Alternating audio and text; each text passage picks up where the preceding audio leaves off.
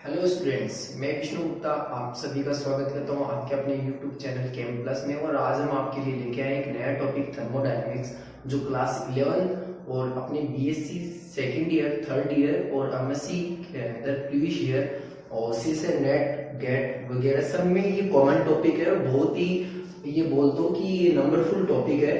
ठीक है, तो आज हम इसको स्टार्ट करते हैं इंपॉर्टेंट टॉपिक को, थर्मोडायनेमिक्स को। देखो, थर्मोडायनेमिक्स क्या होती है उसके बारे में हम सारी बेसिक से लेकर इसकी सभी डिटेल लेंगे। तो देखें, थर्मोडायनेमिक्स को बोलते हैं ऊष्मागतिकी। क्या बोलते हैं? ऊष्मागतिकी। ठीक है, अब थर्मोडायनेमिक्स की स्टडी कर रहे हैं तो हमें ये भी पता होना चाहिए इस थर्मोडायनेमिक्स का अर्थ क्या है। तो देखिए, थर्मो दो शब्दों से मिलकर बना है। एक तो थर्मो और एक शब्द है डायनेमिक्स, डायनामिक। तो देखो, थर्मो का अर्थ क्या होता है तो मैं आपको बता दूं, थर्मो का अर्थ होता है हीट। क्या अर्थ होता है? हीट। और डायनेमिक का अर्थ क्या होता है? मोशन। क्या अर्थ होता है? मोशन। हीट का अर्थ आप सभी जानते हैं, जिसको ऊष्मा बोलते हैं। मोशन का अर्थ होता है गति या प्रवाह। तो देखो, क्या कहते हैं, थर्मोडायनेमिक्स में जो हीट है उसकी प्रवाह का अध्ययन किया जाता है। मतलब क्या है कि एक सिस्टम से दूसरे सिस्टम में ऊष्मा का प्रवाह किस प्रकार से हो रहा है, इन आदि की स्टडी किस में की जाती है? थर्मोडायनेमिक्स में की जाती है। तो थर्मोडायनेमिक्स की डेफिनेशन क्या होगी? तो हम क्या कहेंगे, विज्ञान की वह शाखा जिसके अंतर्गत भौतिक व रासायनिक परिवर्तन के दौरान ऊर्जा में जो परिवर्तन है उसका अध्ययन किया जाता है, वो थर्मोडायनेमिक्स कहलाता है। ठीक है, तो थर्मोडायनेमिक्स की हमने डेफिनेशन देख ली, थर्मोडायनेमिक्स का मीन्स देख लिया। अब थर्मोडायनेमिक्स की कुछ बेसिक प्रॉपर्टीज है, उन्हें हमें ध्यान रखना होता है। ठीक है, तो देखो, थर्मोडायनेमिक्स है वो कुछ 4 लॉ पे आधारित है। ठीक है, अगर 4 लॉ को पढ़ लिया जाए तो थर्मोडायनेमिक्स पूरी समझ में आ जाएगी अपने। तो देखो, इन 4 लॉ से ही थर्मोडायनेमिक्स बनी है। पहला जो लॉ है उसका नाम है, देखो, zero law of thermodynamics, zeroth law of thermodynamics, first law of thermodynamics, second law of thermodynamics और थर्ड लॉ ऑफ थर्मोडायनेमिक्स। तो हम कहेंगे, अगर इन 4 अपने नियमों को पढ़ लिया जाए, ऊष्मागतिकी के 4 नियमों को पढ़ लिया जाए तो अपने पास थर्मोडायनेमिक्स की पूरी स्टडी कर लेंगे। ठीक है, ये सबसे ध्यान रखना सभी के लिए इंपॉर्टेंट है। इंजीनियर्स के लिए भी ये इंपॉर्टेंट टॉपिक होता है जो आईआईटी करते हैं। ठीक है, तो देखो, थर्मोडायनेमिक्स का एक दूसरा इंपॉर्टेंट पॉइंट क्या है? थर्मोडायनेमिक्स का एक दूसरा इंपॉर्टेंट टॉपिक ये है कि ये सिर्फ थर्मोडायनेमिक्स मैक्रो सिस्टम को समझाता है। कौन से सिस्टम को समझाएगा? मैक्रो सिस्टम को समझाता है, माइक्रो सिस्टम को नहीं समझाता। अब आप कहोगे, सर मैक्रो माइक्रो अर्थ क्या है? तो देखो, मैक्रो अर्थ होता है वह सिस्टम जो क्या होते हैं, बड़े होते हैं, जिन्हें हम देख सकते हैं अपनी आंखों से। ठीक है, तो ऐसे सिस्टम्स को हम मैक्रो सिस्टम कहेंगे। जैसे मैं ये इस रूम में वीडियो शूट कर रहा हूं तो ये रूम मेरे लिए क्या हो गया, एक सिस्टम हो गया। अगर इस बोर्ड पे मैं अगर वर्क कर रहा हूँ, इस बोर्ड पे मैं अगर कोई स्टडी करता हूँ तो ये मेरे लिए क्या हो गया, एक सिस्टम हो गया। मतलब किसी भी पार्ट पर अगर हम क्या करते हैं, स्टडी करते हैं, वो हमारे लिए क्या होता है, सिस्टम होता है। ठीक है, which parts in investigation is called to system। ठीक है, तो हमने सिस्टम पढ़ लिया। ये सिर्फ मैक्रो सिस्टम को समझाएगा, माइक्रो को नहीं समझाएगा। माइक्रो का अर्थ होता है इलेक्ट्रॉन, प्रोटॉन, न्यूट्रॉन या एटम आदि की स्टडी यहाँ थर्मोडायनेमिक्स में नहीं करते। तो देखिए, फिर हम क्या कहेंगे, मैक्रो सिस्टम के बाद में ये सिर्फ प्रोसेस को बताता है। ये क्या बताता है? कोई भी प्रक्रम है वो हो रहा है कि नहीं हो रहा। मतलब कोई प्रक्रम है, अगर टेम्परेचर कांस्टेंट है उसमें, या प्रेशर कांस्टेंट है, या वॉल्यूम कांस्टेंट है, आदि की बातें तो बता सकता है कि कोई भी सिस्टम में क्या कांस्टेंट रहेगा। मतलब समदाबी है, समायतनिक है, कौन सी प्रोसेस है वो बता सकता है। लेकिन ये रेट की बात नहीं करता। कोई भी अभिक्रिया है उसकी रेट क्या है, या कोई भी प्रक्रम है वो किस दर से हो रहा है, उसकी रेट क्या है, उसकी स्टडी नहीं करता। तो आप ध्यान रखना, रेट की स्टडी यहाँ पे नहीं की जाती। ठीक है, किसी भी प्रकार के रेट की स्टडी यहाँ पे नहीं की जाती। तो मैंने एक जनरल बेसिक इंट्रोडक्शन दिया है कि थर्मोडायनेमिक्स क्या होता है, इसके बारे में हमें जनरल डेफिनेशन आ गई है समझ में। अब हम समझते हैं कि पूरा सिस्टम क्या होता है उसके बारे में हम। तो देखो सबसे पहले मैं यहाँ पे हेडिंग लगा रहा हूं, बेसिक टर्मिनोलॉजी।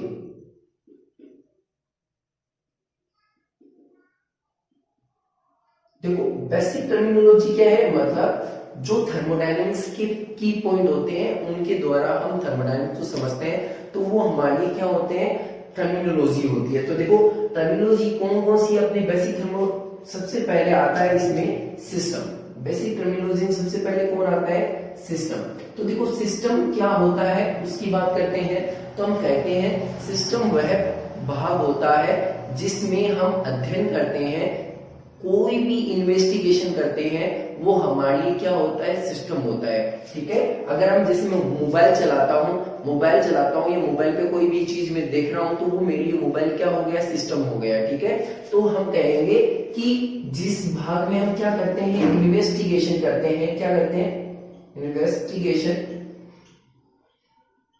पार्ट क्या कहलाएगा, सिस्टम कहलाएगा। क्या कहलाएगा, सिस्टम। जिस बात पर हम क्या करते हैं, अध्ययन करते हैं, किसी भी बात का हम अध्ययन करेंगे तो वो हमारे लिए क्या करेगा, सिस्टम।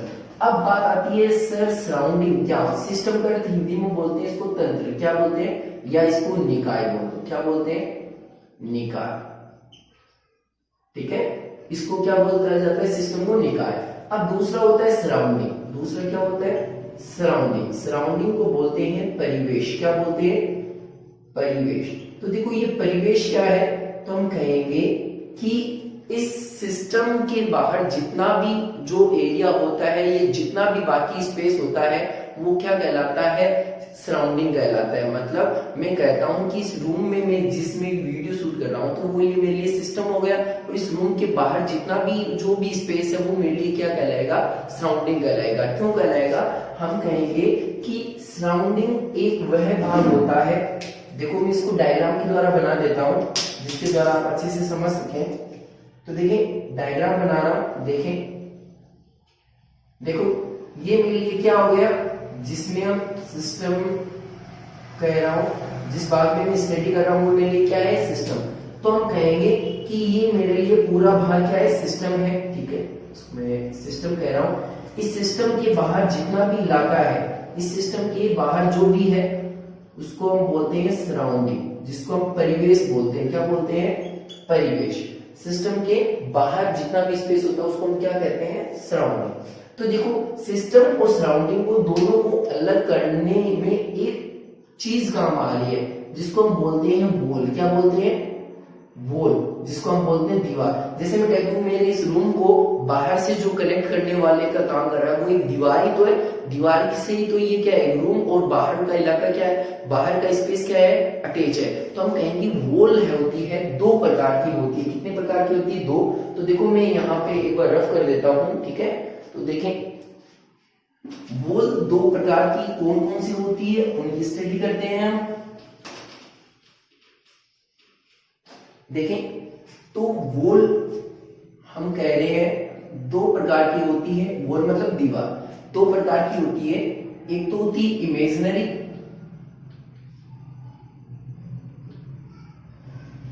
और एक होती है रिजिड। ये क्या होती है, रिजिड। इमेजिनरी का अर्थ होता है काल्पनिक और रिजिड का अर्थ होता है कठोर। तो इमेजिनरी काल्पनिक दीवार किसे कहेंगे, हम कहेंगे हम मानते हैं, जैसे हम कल्पना करते हैं कि ये हमारे लिए सिस्टम है और बाहर वाला हमारे लिए क्या है, सराउंडिंग। मतलब जो हम कल्पना करते हैं, जैसे मैंने कहा कि ये मेरा कोई भाग है जिसपे इन्वेस्टिगेशन कर रहा हूँ, वो मेरे सिस्टम और बाहर का सब क्या कहलाएगा, सराउंडिंग। तो मैं कहूंगा कि अगर ये काल्पनिक दीवार बनाई है, हमने कल्पना से बनाई है, तो वो हमारे लिए क्या होगी, एक इमेजिनरी वॉल होगी। एक होती है रिजिड। रिजिड का मतलब होता है कठोर। मतलब सिस्टम और सराउंडिंग आपस में क्या होते हैं, एक दूसरे से जुड़े हुए तो हैं, लेकिन एक दूसरे में अंदर बाहर नहीं हो सकते। तो वो हमारे लिए क्या कहलाएगा, सराउंडिंग के लिए रिजिड कहलाएगा। मतलब ये एक रिजिड वॉल हो गई जो सिस्टम और सराउंडिंग दोनों को क्या कर रही है, अलग अलग कर रही है। तो हमने 3 बेसिक टर्मिनोलॉजी पढ़ ली है, सिस्टम क्या होता है, सराउंडिंग क्या होती है और वॉल क्या होती है। इन तीनों की बात हमने कर ली है। अब हम बात करते हैं सिस्टम की जो टाइप है उसकी हम स्टडी करेंगे। तो देखें मैं लिख रहा हूं यहाँ पे, समझते हैं इसको बेसिक बातों को। तो देखो सिस्टम और सराउंडिंग को में निकाय और परिवेश को ऊष्मा और पदार्थ के आधार पे हम आदान प्रदान के आधार पे अलग कर रहे हैं। तो देखो मैं क्या लिख सकता हूं यहाँ पे, system and surrounding are differentiate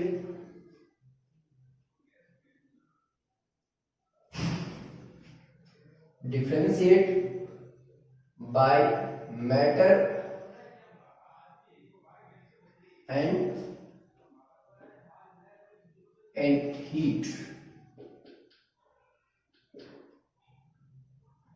देखो मैटर और हीट की हम कहते हैं कि उसके आधार पर सिस्टम और सराउंडिंग को हम कैसे हम डिफरेंशिएट करते हैं वो हम देखते हैं। तो आप यहाँ लिख सकते हैं निकाय तथा परिवेश में ऊष्मा के आदान प्रदान के आधार पे सिस्टम का प्रकार। तो देखें सबसे पहले सिस्टम हम कहेंगे 3 प्रकार के होते हैं। सिस्टम कितने प्रकार के होते हैं, निकाय तथा परिवेश में ऊष्मा के आदान प्रदान के आधार पे हम कितने प्रकार के कहेंगे, 3 प्रकार के। तो देखो 3 प्रकार के कौन कौन से होते हैं। एक होता है ओपन सिस्टम, दूसरा होता है क्लोज सिस्टम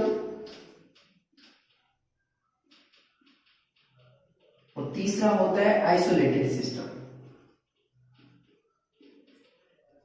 तो देखो ओपन सिस्टम किसे कहेंगे, ओपन का होता है खुला निकाय, ओपन को हम क्या बोलेंगे, खुला निकाय। दूसरा इसको हम बंद निकाय बोलेंगे, बंद निकाय। तीसरा कौन सा होता है अपने पास, हम कहेंगे आइसोलेटेड को हम बोल सकते हैं विलगित निकाय। तो देखो ये कौन कौन से होते हैं उनकी हम बात करते हैं। तो एक बार आप स्क्रीनशॉट ले लीजिए।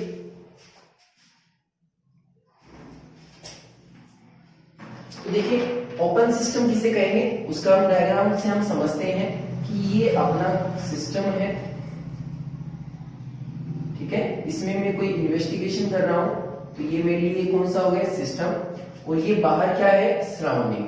तो मैं कहूंगा, देखो ध्यान से समझना, इस सिस्टम में मैं कहता हूं अगर मैटर का भी ट्रांसफर हो जाए, क्या ट्रांसफर हो जाए, मैटर ट्रांसफर हो जाए, मैटर मतलब पदार्थ का आवागमन हो जाए, साथ साथ में हीट का भी क्या हो जाए, आवागमन हो जाए। मतलब अगर ऐसा सिस्टम जिसमें क्या हो रहा है, पदार्थ भी क्या हो रहा है, बाहर जा रहा है, बाहर से अंदर आ रहा है, और साथ में ऊष्मा भी क्या आ रही है, अंदर आ रही है और बाहर जा रही है, तो इसी सिस्टम को हम क्या कहेंगे, ओपन सिस्टम। जैसे हम नॉर्मली बात करते हैं कि ये अपना एक कंटेनर है, उसको मैंने यहाँ पे क्या कर रखा है, यहाँ पे हीट देके मतलब मैंने गर्म किया, तो यहाँ पे मैंने पानी डाल रखा है।